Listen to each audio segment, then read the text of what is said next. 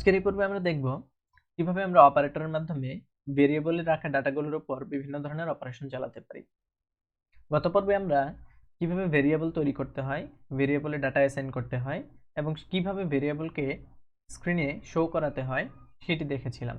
আজকের এই পর্বে আমরা দেখব আমরা যে arithmetic operator, comparison operator, logical operator, equality যে অপারেটরগুলো রয়েছে এবং বিটওয়াইজ অপারেটর রয়েছে, এই অপারেটরগুলো নিয়ে কিভাবে কাজ করতে পারি।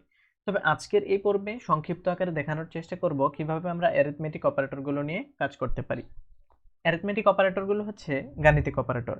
আমরা আমাদের দৈনন্দিন জীবনে যোগ, বিয়োগ, গুণ, ভাগ ইত্যাদি কাজগুলো করে থাকি। এই কাজগুলোই আমরা কিভাবে প্রোগ্রামের ভিতরে অ্যাপ্লাই করতে পারি সেটি আজকে দেখব। তো প্রথমেই আমরা জেনে নিই অ্যারিথমেটিক অপারেটরগুলো কি কি। তো অ্যারিথমেটিক অপারেটরগুলোর মধ্যে রয়েছে addition operator, subtraction operator, multiplication operator এবং ডিভিশন অপারেটর এবং সর্বশেষ রয়েছে আমাদের যে মডিউলো অপারেটর, যেটাকে আমরা মডুলাস বলে থাকি। এটি মডুলাস মূলত আমাদের ভাগশেষ নির্ণয়ের জন্য ব্যবহার করা হয়। এটি কিন্তু পার্সেন্টেজ হিসেবে ব্যবহার করা হচ্ছে না, এটি একটি ভাগশেষ নির্ণয়ের জন্য অপারেটর। তো আমরা এই অপারেটরগুলো হাতে কলমে শেখার চেষ্টা করি এবং আমরা এই যে অপারেটরগুলো রয়েছে এগুলোর মাধ্যমে আজকে একটি ছোট্ট প্রজেক্ট তৈরি করে ফেলতে পারবো। তো এটির জন্য আমরা আমাদের সি শার্প যে প্রোগ্রাম ক্রিয়েট করা রয়েছে সেটিতে চলে যাচ্ছি। তো আমরা গত পর্বে যে প্রোগ্রামটুকু করেছিলাম, এখানে দেখুন যে এই প্রোগ্রামের বলেছিলাম যে এই অংশটুকু অর্থাৎ মেইন ফাংশন পর্যন্ত কোনো পরিবর্তন হবে না। আমরা মেইন ফাংশনের ভিতরে পরিবর্তন করে এই প্রোগ্রামগুলো করতে পারি। আমি চাইলে নতুন আরেকটি প্রজেক্ট নিয়ে করতে পারি, তবে আপনাদের দেখানোর সুবিধার্থে আমি এই প্রজেক্টটির ভিতরেই মেইন ফাংশনের ভিতরে এই অংশটুকু কেটে দিয়ে দেখানোর চেষ্টা করছি। তো আমরা যেহেতু অ্যারিথমেটিক যে অপারেটরগুলো রয়েছে সেই অপারেটরগুলো নিয়ে কাজ করব, সেই ক্ষেত্রে আমাদের অবশ্যই অপারেন্ডের প্রয়োজন হবে। অপারেন্ড কি? অপারেন্ড হচ্ছে সেই দুইটি এলিমেন্ট যার উপর আমাদের অপারেটরগুলো ক্রিয়া করে বা কাজ করে। তো আমি যদি অপারেশনগুলো করতে চাই, যেমন যোগের অপারেশন করতে গেলে আমাদের দুইটি অপারেন্ডের প্রয়োজন হয়। যেমন আমরা যদি 10 প্লাস 10, এই যে 10 প্লাস 10 করতেছি, এখানে দুইটি অপারেন্ড হচ্ছে 10 এবং 10। আবার যদি বলি 5 প্লাস 5, এখানেও 5 এবং 5 এগুলো হচ্ছে অপারেন্ড। আমরা আবার যোগ করে থাকি যে বিভিন্ন সংখ্যা 50 প্লাস 20 এরকম যে কাজগুলো করে থাকি, এই জিনিসগুলো প্লাসের বাম এবং ডানের যে দুইটি এলিমেন্ট দেখতে পাই, এগুলো হচ্ছে আমাদের অপারেন্ড। তো এই অপারেন্টগুলোকে আমরা ভেরিয়েবলের মাধ্যমে ইউজ করার চেষ্টা করব। আমরা ভেরিয়েবলে এই ডাটাগুলো ইনসার্ট করব, এই ডাটাগুলো নিয়েই আমরা কাজ করব। তো আমি যেহেতু একটি পূর্ণ সংখ্যা যোগ করতে চাচ্ছি, সেই ক্ষেত্রে আমার একটি ভেরিয়েবল তৈরি করব, সেটি হচ্ছে পূর্ণ সংখ্যার ভেরিয়েবল। তার জন্য অবশ্যই আপনাদের মনে আছে যে পূর্ণ সংখ্যার যে ভেরিয়েবল তৈরি করতে হয় সেটির পূর্বে লিখতে হয় ইন্টিজারের ইন্ট। এই ইন্টিজারের ইন্ট হচ্ছে সংক্ষিপ্ত রূপ, এটির মাধ্যমে আমরা বোঝাচ্ছি যে এই ভেরিয়েবলটি হবে আমাদের একটি ইন্টিজার টাইপের ভেরিয়েবল। তারপর আমাদের ভেরিয়েবলের নামকরণ করতে হবে। ভেরিয়েবলের নাম দিচ্ছি আমি নাম 1, অর্থাৎ নাম্বার 1 এর সংক্ষিপ্ত রূপটি আমি লিখলাম এবং এইখানে আমি অ্যাসাইন করে দিচ্ছি যে 5। তারপর একটি সেমিকোলন দিয়ে দিতে হয়, এটির দ্বারা বোঝায় এই এক্সপ্রেশনটি এখানে শেষ হয়েছে।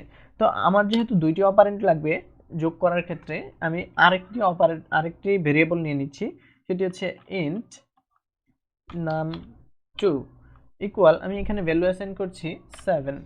তো আমি যদি এখন 5 প্লাস 7 এটি করতে চাই, সেক্ষেত্রে আমার তো একটি রেজাল্ট আসবে বা ফলাফল পাচ্ছি। আমি এই যে সামটি আমি পাচ্ছি সেটিও আমি একটি ভেরিয়েবলের ভিতরে রাখতে চাচ্ছি। তার জন্য আমি আরেকটি ভেরিয়েবল নিয়ে নিচ্ছি ইন্ট সাম। তো এই সাম ভেরিয়েবলের ভিতরে আমাদের এই যোগফলটি থাকবে। তাহলে সাম ভেরিয়েবলটি আমি এইভাবে ডিক্লেয়ার করে রাখতে পারি। তারপরে সাম ইকুয়াল, আমি সামের ভিতরে ইকুয়াল বলতে অ্যাসাইন করতেছি, এখানে সামের ভিতরে আমি এই যোগফলগুলো রাখবো। তাহলে কি করব, আমি কার সাথে কাকে যোগ করতে চাচ্ছি, নাম 1 অর্থাৎ নাম্বার 1 প্লাস নাম্বার 2 কে।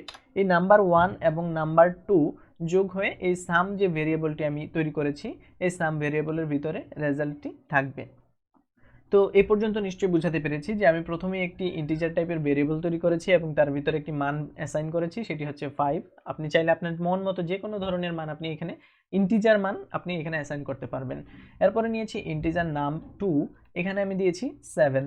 তো এই দুইটি সংখ্যা আমি যোগ করতে চাচ্ছি, যোগ করলে অবশ্যই একটি যোগফল আসবে, সেই যোগফলটিকে আমি একটি ভেরিয়েবলের ভিতরে রাখতে চাচ্ছি, সেটি হচ্ছে ইন্ট সাম। অর্থাৎ আমি ইন্টিজার টাইপের একটি সাম ভেরিয়েবল তৈরি করলাম, কারণ আমরা পূর্ণ সংখ্যাকে পূর্ণ সংখ্যার সাথে যোগ করলে ফলাফলটি অবশ্যই পূর্ণ সংখ্যা আসবে, সেটি কখনোই দশমিক সংখ্যা আসবে না। তো এর পরবর্তীতে আমি এই সামের ভিতরে অ্যাসাইন করতেছি, অর্থাৎ রাখছি যে নাম্বার 1 এবং নাম্বার 2, এই নাম্বার 1 এই ভেরিয়েবলটি এবং এই নাম্বার 1 এর এখানে বসে যাচ্ছে 5 এবং নাম্বার 2 এই নাম্বার 2 এর এখানে বসে যাচ্ছে 7। তাহলে 5 প্লাস 7 এখানে করলে যে আনসারটা আসে সেটি অবশ্যই সামের ভিতরে চলে যাবে। এখন আমরা এই ভেরিয়েবলের অর্থাৎ সাম যে ভেরিয়েবলটি পেলাম সেই সাম ভেরিয়েবলের ভিতরে কি মান অ্যাসাইন হলো অর্থাৎ কি ফলাফল পেলাম সেই ফলাফলটি আমরা স্ক্রিনে শো করব। তার জন্য আমাদেরকে অবশ্যই লিখতে হবে কনসোল, আমরা গত পর্বে দেখিয়েছিলাম যে কনসোল ডট রাইট লাইনের মাধ্যমে আমরা স্ক্রিনে কোনো কিছু শো করি বা প্রিন্ট করি। রাইট লাইন তারপরে একটি ফার্স্ট ব্র্যাকেট দিয়ে দিতে হয়, এটি হচ্ছে আমাদের একটি প্রিন্ট করার ফাংশন।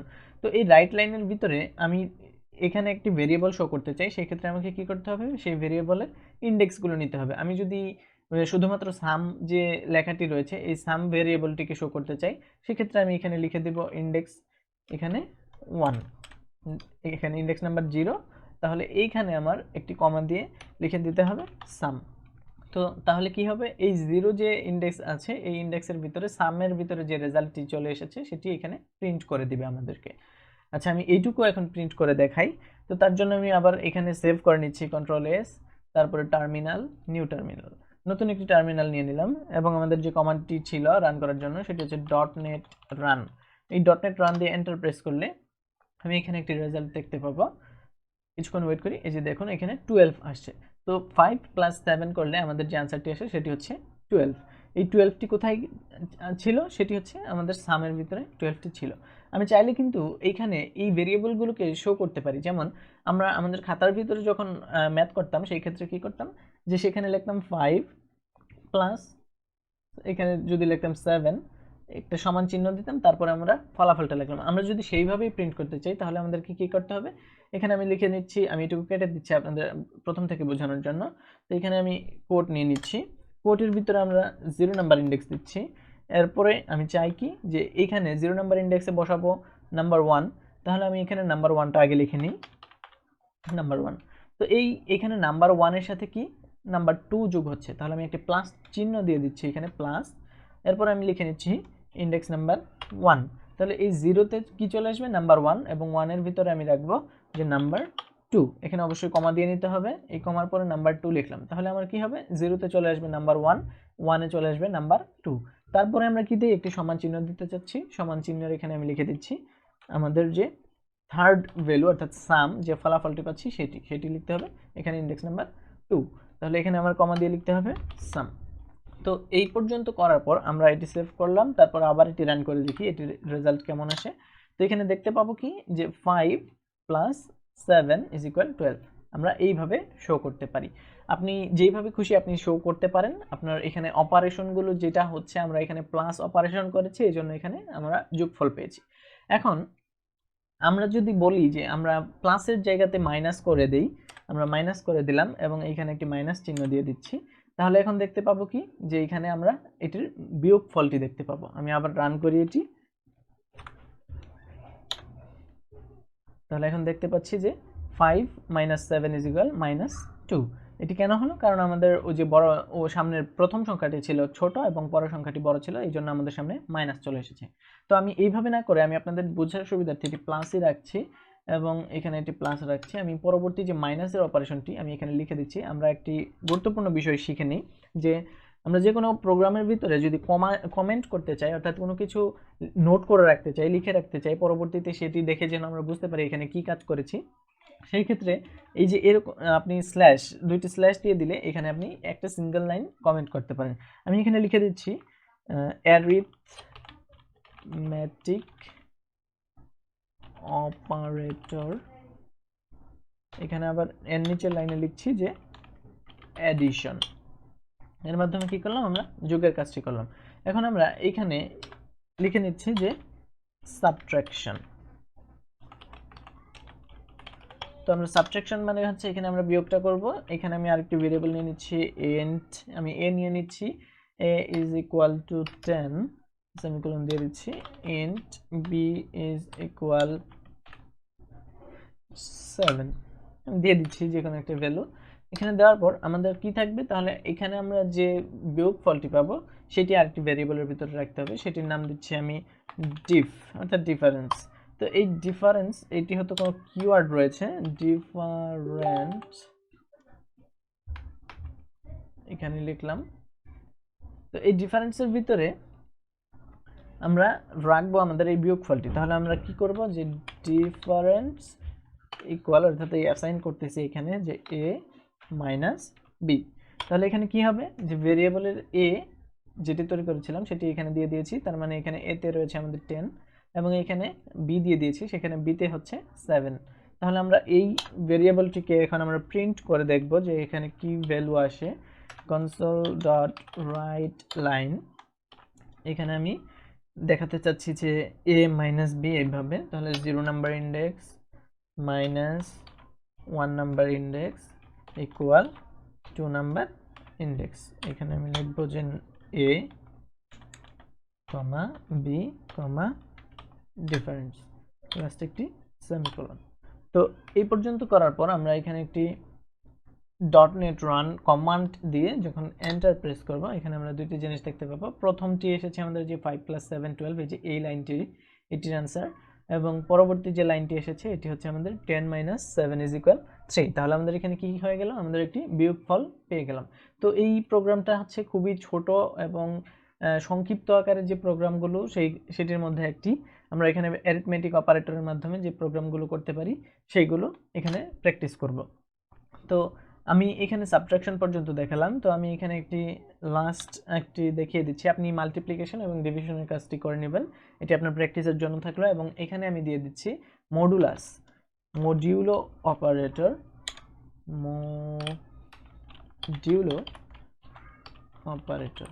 তো এখানে মডিউলো অপারেটরের মাধ্যমে আমরা ভাগশেষ নির্ণয় করব। তো ভাগশেষ নির্ণয় করার জন্য কি করতে হবে, সেই ক্ষেত্রেও আমাদেরকে দুইটি অপারেন্ডের প্রয়োজন হবে। আমি নিয়ে নিচ্ছি ইন্ট, এখানে নিয়ে নিচ্ছি মডিউলো এ, আপনি যে নামটি পছন্দ আপনি সেটা নিয়ে নিতে পারেন, এন্ড ইন্ট মডিউলো বি। তো এখানে আমি ভ্যালুগুলো অ্যাসাইন করে দিচ্ছি। এখানে আমি যদি লিখি যে 10 এবং এখানে 3, তো আমি যখন 10কে 3 দিয়ে ভাগ করব নিশ্চয়ই আমি একটি ভাগশেষ পাবো। তার জন্য এখানে কি লিখব, এখানে আরেকটি ভেরিয়েবল নিয়ে নিতে হবে সেই রিমাইন্ডারটি এখানে রাখার জন্য। তো আমি এখানে সেটি লিখে নিচ্ছি ইন্ট রিমাইন্ডার। তো এখন এই রিমাইন্ডারের ভিতরে আমাদেরকে কি করতে হবে, সেই অপারেটরটির মাধ্যমে অপারেশন চালাতে হবে। তো আমি এখানে লিখে নিচ্ছি মডিউলো এ, এখানে আপনি মডিউলাস চিহ্ন দিবেন, যেটি হচ্ছে আপনার কিবোর্ডের 5 যে লেটারটি রয়েছে, 5 যে নিউমেরিক প্যাড রয়েছে উপরের দিকে সেইখানে পাবেন। তো এখানে মডিউলাস দিয়ে দিলাম এবং এখানে লিখতে হবে মডিউলো বি, তো এরপর সেমিকোলন। তাহলে আমার কি হবে, এই রিমাইন্ডার নামক যে ভেরিয়েবল রয়েছে এই ভেরিয়েবলের ভিতরে এই মডিউলো এ, অর্থাৎ এ নামক যে ভেরিয়েবলটি এখানে দিয়েছি 10, এই 10 এখানে মডুলাস চলে আসবে এবং এই মডুলাসের পরে চলে আসবে মডিউলো বি যে ভেরিয়েবল দিয়েছি, এই যে বিতে যে ভ্যালু রয়েছে 3, তাহলে 10 মডিউলাস 3। 10 মডিউলো 3 করলে আমাদের কি অ্যান্সার আসবে, নিশ্চয়ই একটি আমাদের ভাগশেষ থেকে যাবে, সেই ভাগশেষটি আমাদের রিমাইন্ডারের ভিতরে চলে আসবে। তাহলে আমরা এটি প্রিন্ট করে দেখি, console.writeLine, এখানে আমি লিখছি যে শুধুমাত্র রিমাইন্ডারটাকে প্রিন্ট করব এখন 0, এখানে ইন্ডেক্সের ভিতরে রিমাইন্ডার, লাস্ট একটি সেমিকোলন হবে। রান করছি, দেখুন আমাদের ভাগশেষ 1 রয়েছে। অর্থাৎ আমরা যদি 3 দ্বারা 10 কে ভাগ করি সেই ক্ষেত্রে আমরা কি ফলাফলটি পাচ্ছি, যে আমি 3 দ্বারা যখন 10 এর ভিতরে দিচ্ছি আমরা 3 তিরিকা 9 পাচ্ছি এবং আমাদের যে ভাগশেষটা রয়ে যাচ্ছে সেটি হচ্ছে 1। তাহলে আমরা কি পেয়ে গেলাম, এখানে একটি ভাগশেষ পেয়ে গেলাম যেটি আমাদের রিমাইন্ডার নামক ভেরিয়েবলের মধ্যে রয়েছে। তো আশা করি আজকের এই ভিডিওতে অ্যারিথমেটিক অপারেটর সম্পর্কে আপনাদেরকে ধারণা দিতে পেরেছি। এই অ্যারিথমেটিক অপারেটরের মাধ্যমে ছোট ছোট কিছু প্রোগ্রাম করা যায়, যেমন যোগ, বিয়োগ, গুণ, ভাগ, এগুলো হচ্ছে একদম মিনি টাইনি যে অপারেশনগুলো, সেগুলোর মাধ্যমে ছোট ছোট প্রোগ্রাম। তো আপনারা এখানে মাল্টিপ্লিকেশন এবং ডিভিশনের যে কাজটি সেটি আপনারা নিজেরা প্র্যাকটিস করবেন এবং কমেন্টসে আমাদেরকে জানাতে ভুলবেন না। আর যদি কোনো এরর পেয়ে থাকেন সেক্ষেত্রে আমাদের নিশ্চয়ই জানাবেন। তো আমাদের চ্যানেলটি যদি ভালো লেগে থাকে অবশ্যই সাবস্ক্রাইব করুন, ভিডিওটি ভালো লাগলে লাইক করুন এবং আপনাদের বন্ধু বান্ধবদের মাঝে শেয়ার করুন।